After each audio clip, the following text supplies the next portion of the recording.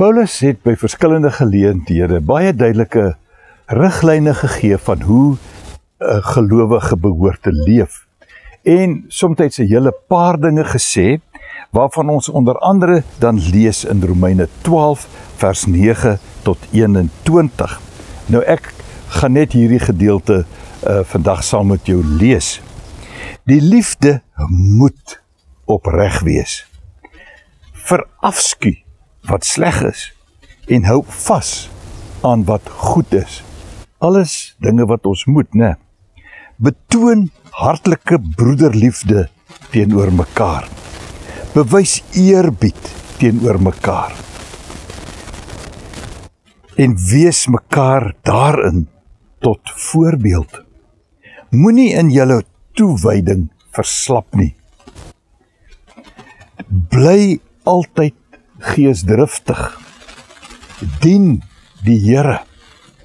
Verbly julle in die hoop. Staan vas in verdrukking. Volhard in gebed.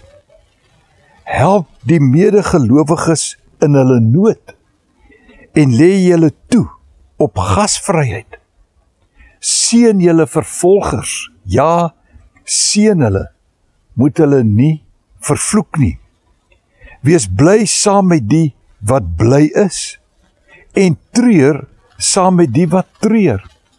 Baie dinge wat ons moet doen, hè? Wees eensgesind onder mekaar. Moenie hooghartig wees nie, maar skaar julle by die nederiges. Moenie eie wys wees nie. Moenie kwaad met kwaad vergeld nie. Wees goedgesind teenoor alle mense. As dit moontlik is, sover dit van julle afhang, leef in vrede met alle mense. Moenie self wraak neem nie, geliefdes, maar laat dit oor aan die oordeel van God. Daar staan immers geskrywe, dit is my reg om te straf, ek sal vergeld, sê die Here. As jou vyand honger is, gee hom iets om te eet. As hy dors is, gee hom iets om te drink. Want deur dit te doen, maak jy hom vuurrooi van skaamte. Moet jou nie deur die kwaad laat oorwin nie, maar oorwin die kwaad deur die goeie.